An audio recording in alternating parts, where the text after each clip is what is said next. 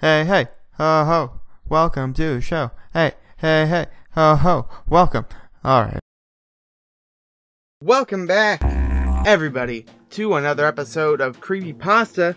That's right, everybody. Traversing back to the wiki, simpler times, to get a taste of some more spicy pastas. Ed, and Eddy, lost episode. We don't need that GSGN lost episode. That was a very weird website, by the by. I mean, this has got to be good, right? It's on lost episodes historical archives, and it's in videos. I didn't think this had an actual video to it. Oh, by the by, I've only watched a few Ed and Eddies, so you might have to bear with me because I don't know who the fuck Sarah is. Who's Sarah? No one knows who Sarah is. The redhead one? Yeah, probably that one. Looks like it's Sarah. Anyway, as you may know, the popular show Ed, and Eddy has been running for a long time. However, between October 7th and October 21st, 2003, episode 34 was accidentally released 1 week before it was scheduled to. It was also known to some around the office that the primary writer had been sick with the flu, and instead going on to make episode 34. The show was supposed to replay episode 1. At 5 a.m. Eastern, people reported a very disturbing new episode premiering Cartoon Network. Some children were unfortunate enough to see it. Apparently, the quality of the episode was mediocre when held up to some standards. I mean, what, fucking Disney? Not Disney quality, dude. What do you expect? It's a TV show. Animation was choppy, sound was very... Reports of a line running down, up, and down, my bad, similar to a crappy VHS tape were received. Okay. Everybody just calling it as this happened. Scenery was described as overwhelmingly dark and depressing without changing props and other background objects stormy looking. Call into the news report. Yeah, I just wanna say that the backgrounds are a little bit overwhelmingly dark and depressing without changing props and other background objects. A little stormy looking. Characters were also behaving oddly instead of the normal goofy hijinks inspired personalities. Viewers complained they seemed extremely agitated, gratuitously hateful towards each other, and constantly about to begin something after the lines. Yeah, this doesn't... The protagonist also had a very bad lisp. No one knows why, but he spoke with a sexual tone that further bothered the viewers. And she's Australian now, because it said sexual and lisp. I was one of these viewers. The episode began with Eddy walking down the street with Ed. I noted that Ed was missing. There was an angular shot coming from in front of the two to show them walking down towards the viewer. He, Eddy, was wearing the angry look he does when something goes wrong. His eyes were red around the iris. Ed looked absolutely forlorn and practically dragged behind Eddy, tears in his eyes, which were both lazy and looking in opposite outward directions. Kevin, the series antagonist, I thought the one sister guys were antagonists, was riding his back opposite of the Eds. The shot became blurry, and low moans were heard coming from Eddy before Kevin hit him. No. Which never happened because the screen usually went to black. The screen then snapped back, and Kevin was once again headed towards Eddy. The viewer was so blurry this time, all I saw was a green blob headed toward a yellow one. Again the low moan. Only this time it sounded like the microphone was broken and a loud static came, greatly overshadowing the moan. Oh, jeez. I know. I got some experience with broken microphones, dude. A claymation? Claymation, that seems pretty interesting. Come on, scroll down, you dammy. A claymation sequence of Double D sleeping in Eddy's bed came up. Honestly, it might have just been the abruptness, but I jumped and I shivered. I shivered. Hey, no one's blaming you for that. Waking up and getting out of bed, he moved oddly around the circular room, the fast pitter-patter of footsteps being the only audio. The step sounds were very clear, and I was shown a bird's-eye view of him scampering around the room. There were no visible doors. Oh, jeez. Wasn't there? Never mind. Ed began screeching, sounded like a Fisher cat. Sounded like one of them goddamn Fisher cats. As he moved wildly around the shell of a room, faster and faster until the screen began blurring again. The purple room's color swallowing a now orange blur. An extreme close-up of Eddy's front door sat in absolute silence, hyper-realistic front doors, for a maddeningly long time. At least 2 minutes of dead silence in a door. How terrifying.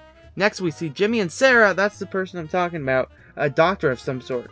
Probably fucking Orla, am I right, dude? Women can't be doctors. Jimmy obstructed in view by a hanging lamp.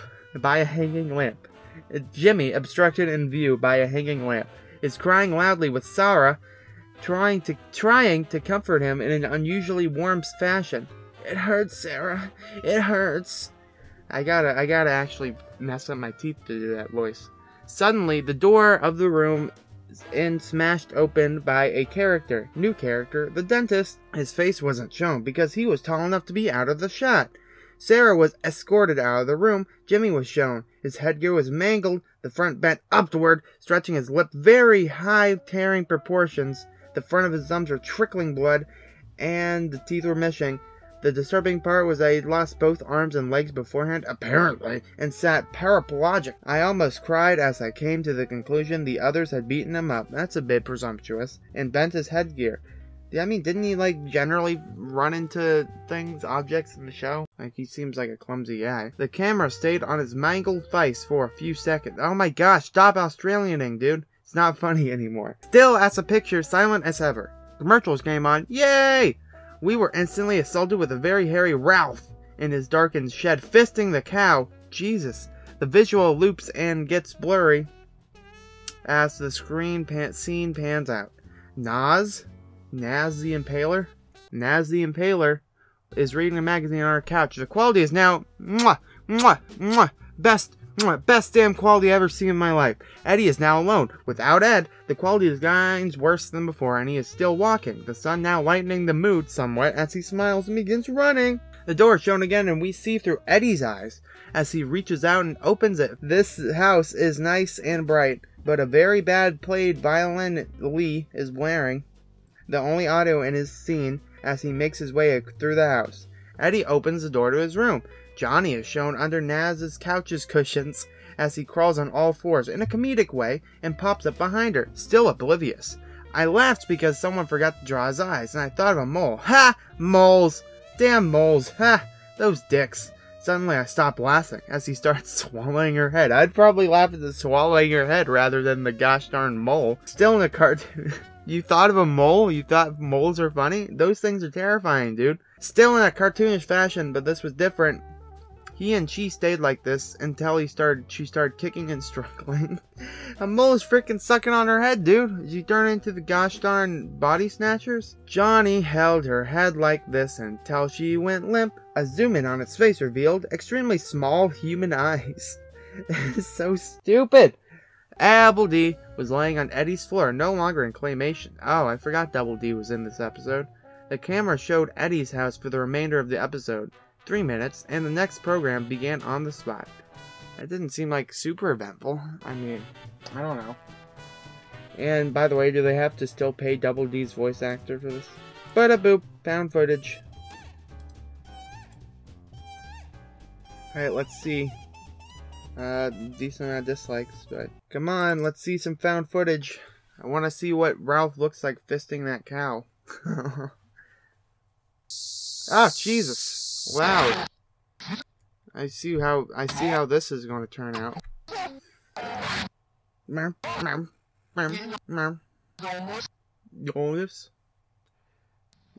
Okay.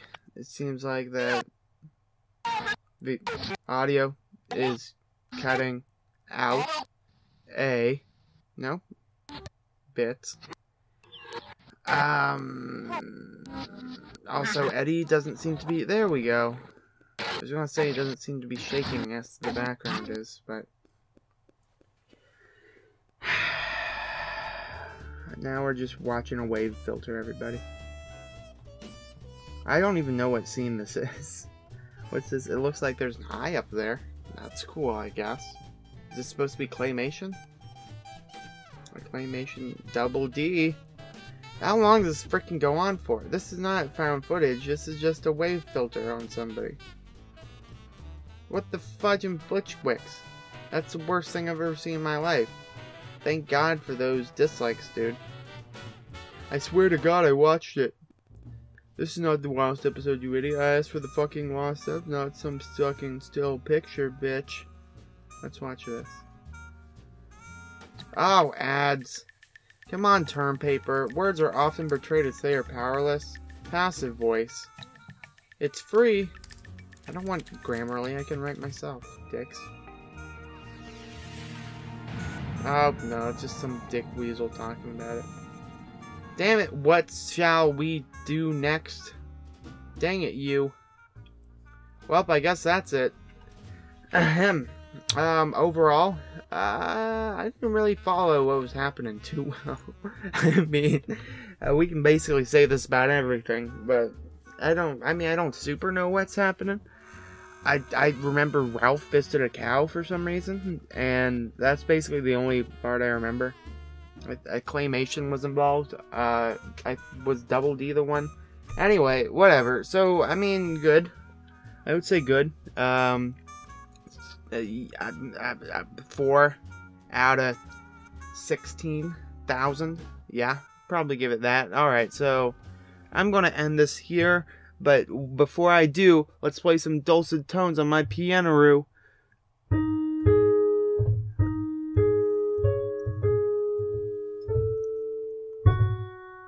Damn it! Fuck you. Alright, we're leaving. Thank you all so much for watching.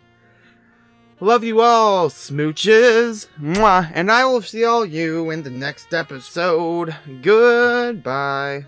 Yeah, some days I feel unfazed, like when I'm with my friends with a cup raised. And on Monday, I got a gun raised. Suicidal, do or die until hump day. Then I go right back at it like an automatic. More drinks, more songs, more beats to rap. I need a shrink, I'm gone. More time keeps passing. No watch, no thoughts at all. Just